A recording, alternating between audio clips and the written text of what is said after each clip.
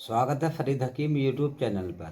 मैं आज आपसे बात करूँगा कि हमें खाना कितना खाना चाहिए और खाना हमें कितनी बीमारियों में ले जाता है।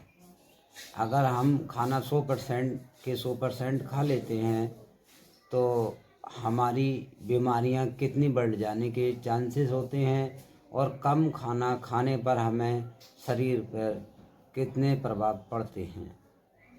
तो आज हम इस वीडियो में आपको बताएंगे कि हमारे खाना खाने से कितने बेनिफिट मिलते हैं और हमें ज़्यादातर खाना 80% ही खाना चाहिए। जैसे कि हमारी खुराक अगर 2 रोटियों की है तो हम 1.25 या 1.5 ही खाएं। चलिए मैं आज आपको इस वीडियो में जानकारी देता हूँ। बहुत कम लोग हैं जो नेचुरल कॉजेज की वजह से 100 साल से पहले मर जाते हैं। इनफैक्ट आपको यहाँ पर 80 साल की उम्र के लोग खेतों में मेहनत करते हुए मिल जाएंगे। इकिगाई नाम के बुक में कुछ राइटर्स ने इस कल्चर को एक्सप्लोर किया और ये देखा कि आखिर ये लोग ऐसा क्या कर रहे हैं जो कि ये लंबे टाइम तक जी पाते हैं। इन्हें ज्यादा बीमारी नहीं होती और ये ओल्ड एज में भी काफी फिट और एक्टिव रहते हैं। वैसे तो इस बुक में हेल्थ के काफी सारे एस्पेक्ट्स को एक्सप्लोर किया गया है, जैसे yoga, physical activity and work life culture. लेकिन इस वीडियो में हम स्पेसिफिकली देखेंगे इस कल्चर में लोगों के खाने से रिलेटेड हैबिट्स क्या हैं। हम देखेंगे कि यहाँ के लोग किस तरह से अपने खाने को खाते हैं जिससे ना सिर्फ ये लंबा जीते हैं बल्कि इन्हें बीमारियां भी कम होती हैं और ये बूढ़ी उम्र में भी खेतों में काम कर पाते हैं। सबसे पहले आपको ये समझना होगा कि खाना आपकी बॉडी में पचता कैसे एंड आपकी बॉडी में खाना सच में पच रहा है या सड़ रहा है। खाने का डाइजेशन हमारे मुंह में ही स्टार्ट हो जाता है। हमारे मुंह में प्रोड्यूस होने वाला सलाइवा खाने में प्रेजेंट स्टार्च को ब्रेक करता है। तो अगर आप स्टार्च बेस्ड डाइट जैसे फ्रूट्स या आलू खा रहे हो तो उसका एक मेजर पोर्शन आपके मुंह में ही डाइजेस्ट हो जाता है। जब आप अच्छे से खाने को चबाकर निगलते हो तो खाना आपके इसोफेगस से होकर आपके पेट में जाता है। एक बार खाना आपके पेट में पहुंच गया तो आपका पेट 3 एंजाइम्स रिलीज करता है, हाइड्रोक्लोरिक एसिड, म्यूकस और पेप्सिन। पेप्सिन आपके खाने में प्रेजेंट प्रोटीन को डाइजेस्ट करने में हेल्प करता है, लेकिन पेप्सिन को काम करने के लिए एक एसिडिक मीडियम की जरूरत होती है और यह acidic medium hydrochloric acid provide करता है। अब क्योंकि हाइड्रोक्लोरिक एसिड एक बहुत ही स्ट्रॉन्ग एसिड है जो आपके पेट को काट सकता है, इसलिए आपके पेट में म्यूकस भी रिलीज होता है जो आपके पेट के इनर वॉल्स को चारों तरफ से घेर लेता है और उसे प्रोटेक्ट करता है। अगर आपके पेट में म्यूकस कम हो जाए या हाइड्रोक्लोरिक एसिड बढ़ जाए तो ये एसिड हमारे पेट के इनर वॉल्स को नुकसान पहुंचाने लगता है और हमारे पेट में छाले पड़ जाते हैं जिन्हें अल्सर भी कहा जाता है। जब पेट में ये तीनों एंजाइम्स आ जाते हैं तो पेट एक चर्निंग एक्टिविटी करने लगता है, वो श्रिंक करता है और फिर एक्सपांड करता है। इससे पेट के एंजाइम्स खाने में हर तरफ से मिल जाते हैं और खाना अच्छे से डाइजेस्ट हो जाता है। अब यहाँ पर समझने वाली बात यह है कि अगर आप पूरा पेट भरकर खाना खा लेते हो तो उसे चर्निंग एक्टिविटी करने की जगह ही नहीं मिलती और वो खाना ज्यादा टाइम तक आपके पेट में पड़ा हुआ सड़ता है।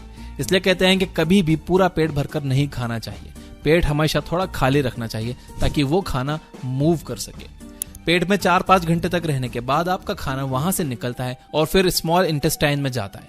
यहाँ उसकी मुलाकात बाइल जूस से होती है जो कि आपके लीवर में प्रोड्यूस होता है। बाइल जूस आपके खाने में प्रेजेंट फैट को डाइजेस्ट करता है। इसके अलावा यहाँ पर आपके खाने में कुछ पैनक्रियाटिक और इंटेस्टाइनल जूसेस भी मिक्स होते हैं जो प्रोटीन को और डाइजेस्ट करने का काम करते हैं। इंटेस्टाइन्स में पेरिस्टोलिसिस मूवमेंट होता है जिसके हेल्प से खाना आगे की तरफ मूव करता है। इसीलिए फिजिकल एक्टिविटी बहुत जरूरी है। जब आप फिजिकल एक्टिविटीज करते हो तो इंटेस्टाइन्स के लिए पेरिस्टोलिसिस मूवमेंट और आसान हो जाता है। रास्ते में आपके स्मॉल इंटेस्टाइन्स की वॉल आपके खाने से न्यूट्रिएंट्स को अब्सॉर्ब करके उसे आपके ब्लड सेल्स तक पहुंचा देती है। जो खाना सही से डाइजेस्ट नहीं हो पाता वो बाकी के वेस्ट मटेरियल के साथ आपके लार्ज इंटेस्टाइन में चला जाता है और वहां से बाहर निकल जाता है। अब जब आप डाइजेशन के प्रोसेस को अच्छे से समझ गए हो तो आइए देखते हैं कि आप किस तरह से अपने ईटिंग हैबिट्स को इंप्रूव कर सकते हो। और ये वीडियो का सबसे इंपॉर्टेंट पार्ट है, ध्यान से सुनना। Number 1, chew your food well.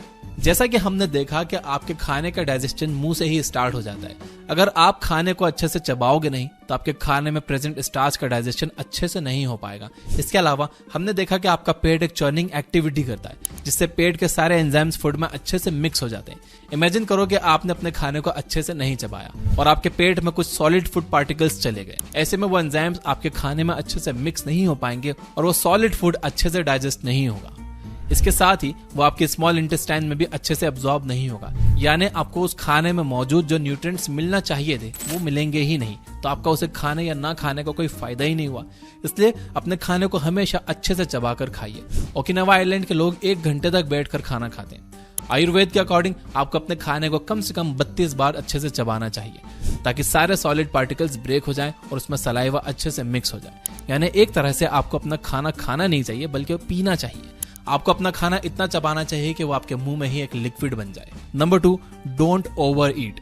हमें लगता है कि ज्यादा खाने से हमारे अंदर ज्यादा एनर्जी रहेगी और हम हेल्दी रहेंगे, लेकिन ऐसा नहीं। इकिगाई में कहा गया है कि आपको अपना खाना सिर्फ 80% कैपेसिटी तक खाना चाहिए। हमने देखा कि आपके पेट में एक चर्निंग एक्टिविटी होती है जिससे आपके पेट में मौजूद एंजाइम्स आपके खाने में मिक्स हो जाते हैं। इमेजिन कीजिए कि आपका पेट पूरी तरह से खाने से भरा हुआ है और उसमें बिल्कुल स्पेस नहीं है। ऐसे में आपके पेट को चर्न करने में प्रॉब्लम होगी, उसमें एंजाइम्स अच्छे से मिक्स नहीं हो पाएंगे एंड आपका खाना पचेगा नहीं बल्कि सड़ेगा। एंड जब खाना सड़ता है तो हमें एसिडिटी होती है, मुंह से बदबू आने लगती है। इसलिए आप कभी भी पूरा पेट भरकर मत खाओ। Number 3, don't drink water after eating food. अगर आपने बचपन में रसना पिया है तो आपको पता होगा कि उसमें एक लिमिट तक पानी डालते हैं। अगर आप उसमें बहुत ज्यादा पानी डाल दोगे तो उसका टेस्ट फीका हो जाएगा। पानी हर चीज को डाइल्यूट कर देता है और उसे कम इफेक्टिव बना देता है।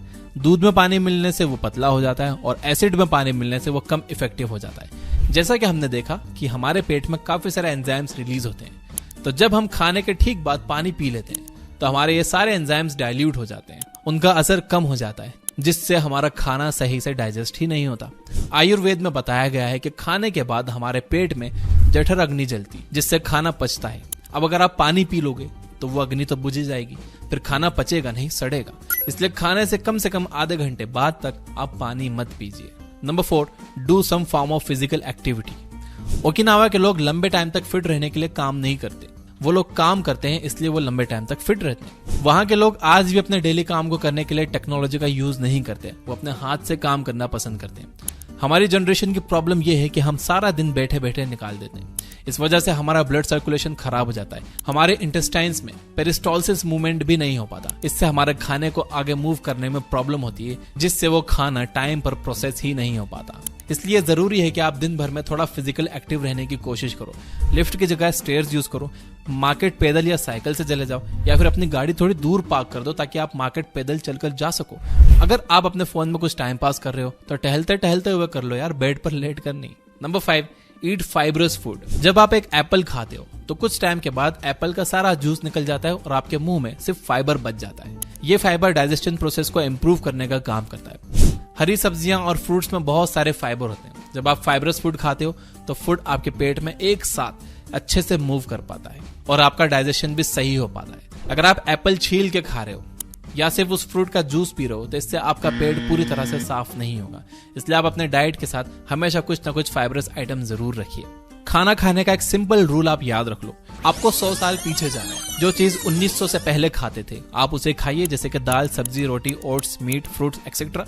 जो चीज साल 1900 से पहले एग्जिस्ट तो करती थी लेकिन लोग उसे कम खाते थे, आप उसे भी कम खाओ, जैसे कि शुगर।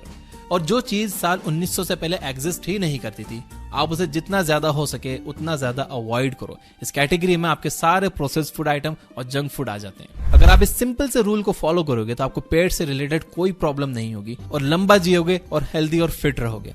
तो इसी बात पे मेरे साथ अफर्म करिए यस आई विल कमेंट में लिखकर। और ये वीडियो अगर हेल्पफुल लगा हो तो इसे शेयर भी करिए सबके साथ। और अगर आप इस वीडियो को अभी तक देख रहे हो तो इसे लाइक जरूर करिए ताकि मुझे पता चल जाए कि कितने लोगों ने लास्ट तक ये वीडियो देखी है। हमारे सोने का तरीका भी हमारी हेल्थ में इतना ही इंपॉर्टेंट रोल प्ले करता है जितना कि डाइजेशन, लेकिन ज्यादातर लोग गलत तरीके से सोते हैं। तो अगर आप सही तरीके से सोना सीखना चाहते हो तो राइट साइड वाली वीडियो पे क्लिक करो। और अगर आप अपने दिमाग को हेल्दी बनाने वाले फूड्स के बारे में जानना चाहते हो तो लेफ्ट वाली